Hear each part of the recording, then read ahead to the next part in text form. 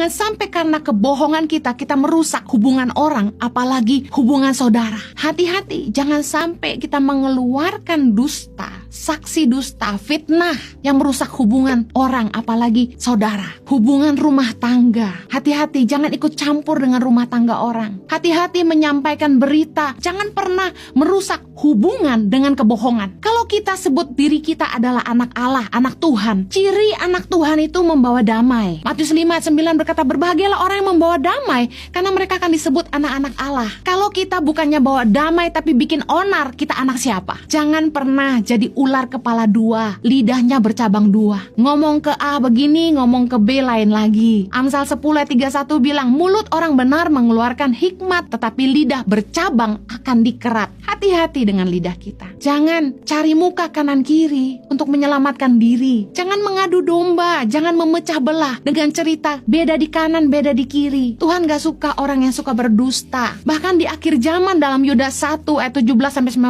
mari baca sama-sama. Tetapi kamu, saudara-saudaraku yang kekasih, ingatlah akan apa yang dahulu telah dikatakan kepada kamu oleh rasul-rasul Tuhan kita Yesus Kristus. Sebab mereka telah mengatakan kepada kamu, menjelang akhir zaman akan tampil pengejek-pengejek yang akan hidup menurut hawa nafsu kefasikan mereka. Mereka adalah pemecah belah yang dikuasai hanya oleh keinginan-keinginan dunia ini dan yang hidup tanpa Roh Kudus. Firman Tuhan berkata dalam Yudas 1 bahwa menjelang akhir zaman akan tampil pengejek-pengejek yang hidup menuruti hawa nafsu kefasikan mereka. Mereka adalah pemecah belah. Wow, akhir zaman ini banyak akun-akun Instagram yang muncul untuk memecah belah umat Tuhan. Pengejek-pengejek yang sibuk mengejek orang lain, sibuk menjatuhkan orang lain. Hati-hati, jangan sampai kita masuk dalam kelompok orang yang disebut oleh firman Tuhan. Menjelang akhir zaman akan tampil pengejek-pengejek yang menjadi pemecah belah.